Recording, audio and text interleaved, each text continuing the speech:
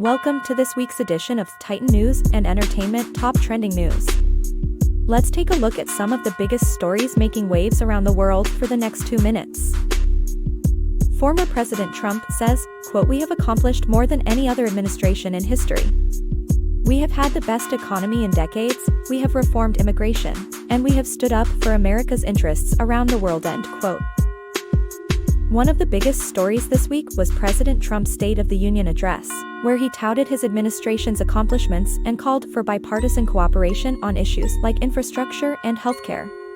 According to House Speaker Nancy Pelosi, the president's address was not about unity, it was about division.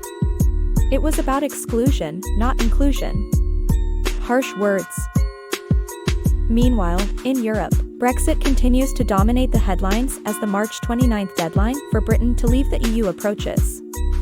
British Prime Minister Theresa May has been meeting with European leaders to negotiate a new deal, but so far, no agreement has been reached. According to Theresa May, quote, "We are working hard to get a good deal for Britain and I believe that is possible.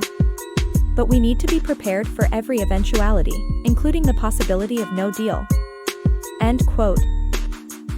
And in Asia, tensions continue to simmer between North and South Korea as Pyongyang continues to develop its nuclear capabilities, despite international sanctions and diplomatic pressure.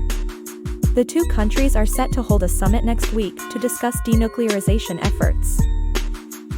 The upcoming summit between North and South Korea has raised hopes for a breakthrough in the long-standing nuclear crisis, but many experts remain skeptical that any significant progress will be made. These are just some of the top trending news stories this week. Stay tuned for more updates as they develop.